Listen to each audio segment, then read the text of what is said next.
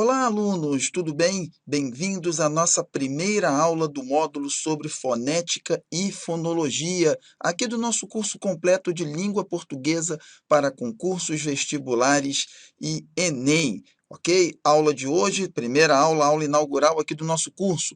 Vamos estudar os conceitos iniciais da fonética e da fonologia. Vamos entender que parte da gramática cuida exatamente das questões sobre os sons e as representações gráficas desses sons. É isso que está por baixo aí do módulo de fonética e fonologia. Esse módulo traz um conteúdo que não é assim tão frequente nos concursos, né? Outras partes da gramática são mais frequentes. Porém, num concurso público, bem como no vestibular ou no Enem, o candidato tem que estar preparado para o que der e vier, certo? E por isso, então, nada melhor do que estudar esse conteúdo também colocando ali no seu programa de estudos, certo? Depois, ao longo do curso, nós vamos estudar outros tópicos da gramática que são mais frequentes no concurso. Mas eu, particularmente, detestaria que um aluno meu fosse surpreendido por um tópico gramatical que ele não tivesse estudado em um curso que eu ministrei, certo? Então, nós vamos começar aí a estudar bastante as questões ligadas à fonética e à fonologia nesse nosso primeiro módulo aqui do curso, ok? Então, vamos começar aí vendo os conceitos de fonética e de fonologia, certo? O que vem a ser exatamente a fonética, nesse esse trecho aqui? A fonética é a parte da gramática que vai estudar os sons da fala, ou seja, os sons produzidos pelo aparelho fonador. Esses sons são denominados fones, certo? Então, o objeto de estudo da fonética são os fones. Já a fonologia vai estudar os sons da língua, ou seja, os sons que têm valor gramatical. E esses sons são classificados, né, como conceituados como sendo fonemas. Ficou difícil entender um pouco essa distinção? Vamos pensar, gente, no seguinte: o nosso aparelho fonador produz uma grande gama de sons, uma quantidade bastante grande de sons, os mais variados possíveis. Alguns desses sons têm o que nós chamamos de valor linguístico. Por exemplo, o som representado pela letra B na palavra bola, ele tem um valor gramatical em português, sem o qual palavras como bola, banana e qualquer outras não poderiam ser pronunciadas na nossa língua. Já o som produzido por um estalo da língua, por exemplo, é um som tão natural quanto é o som representado pela letra B. É um som também produzido pelo nosso aparelho fonador. A diferença é que o estalo de língua não tem valor gramatical, ou seja, se ele não existisse, nenhuma palavra do português deixaria de ser pronunciada. Então, o estalo da língua é um som produzido pelo nosso aparelho fonador, por isso que nós dizemos que ele é um som da fala.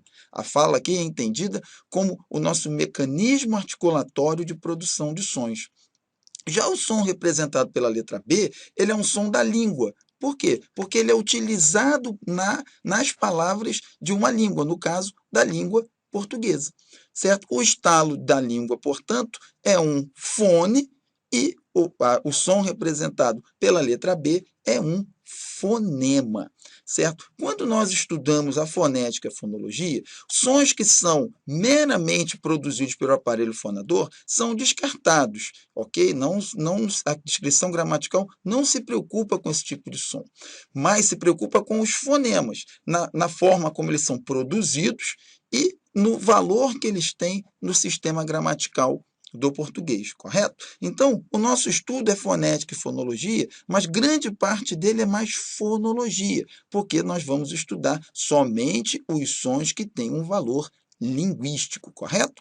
Muito bem, seguindo em frente, o que significa estudar, né, os sons da língua nessa perspectiva gramatical? Significa, primeiramente, entender como eles são representados graficamente. Por que representação gráfica, gente? Porque o som é uma entidade material que nós não temos como ver. Os sons são ondas, né, que vibram no espaço, ok? Obviamente que isso não tem uma representação visual. Para nós estudarmos os sons, é necessário dar uma representação visual a eles. E essa representação visual é feita, em primeiro lugar, pela chamada transcrição fonética. A transcrição fonética, ela representa um som tal qual ele é, ok? E o conjunto desses caracteres vai formar o que nós chamamos de tabela fonética. Uma tabela fonética nos permite, portanto, representar a pronúncia de qualquer palavra da nossa língua, certo? E uma representação fiel do modo como ela é produzida. Essa transcrição fonética ela é altamente complexa e técnica, certo? De maneira que, no dia a dia, no cotidiano, nós usamos uma representação gráfica mais simplificada para fins de escrita, que é, então, o uso do alfabeto, usando não mais caracteres fonéticos, mas sim letras.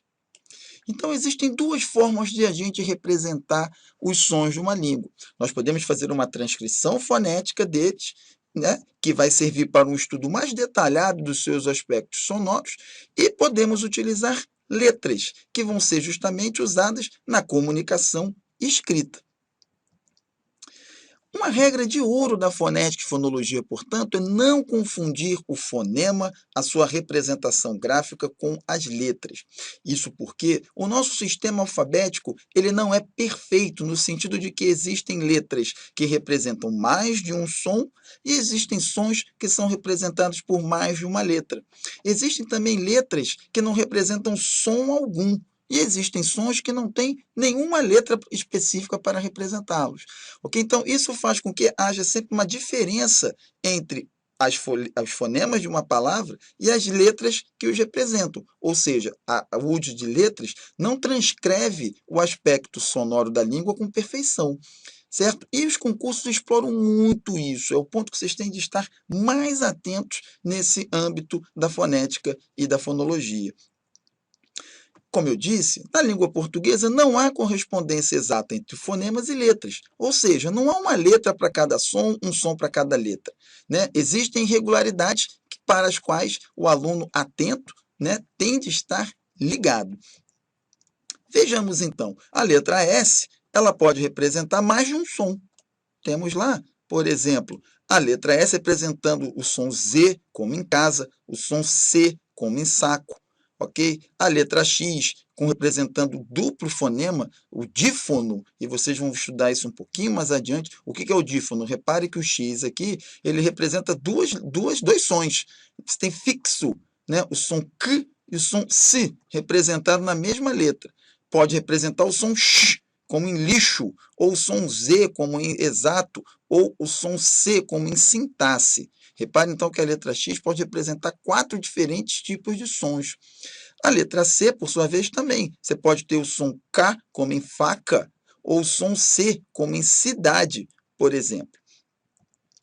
Existem sons que são representados por mais de uma letra. O som Z, por exemplo, pode ser representado pelo X, como em exame, pelo S, como em asa, pelo Z, como em azar. E pode representar o som C, como em manso, prece e massa. E existem letras que não representam som algum, como o H, por exemplo, que é uma letra etimológica, não há nenhum som associado a ela. Então, homem, hino, manhã, né, esse H, né, não é representativo de nenhum som.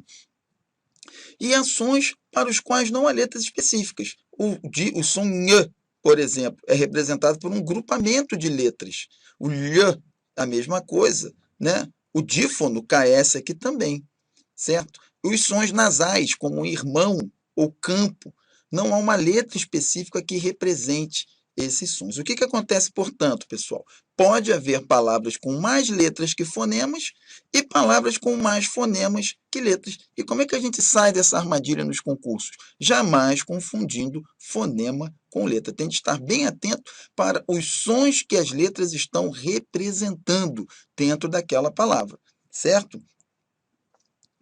E assim a gente encerra mais uma aula, né? A aula introdutória do nosso curso, aqui Fonética e Fonologia. Eu recomendo a vocês agora que façam os exercícios que nós disponibilizamos aqui na plataforma, bem como acompanhem as nossas questões comentadas. Ali vocês vão ver como as bancas exploram essa questão da relação fonema e letra nos concursos, ok? Em caso de dúvida, estamos aqui para dirimi-los, ajudá-los, basta vocês entrarem em contato, ok, pessoal? Eu espero vocês, então, na nossa próxima videoaula, galera. Um abração para vocês e até lá!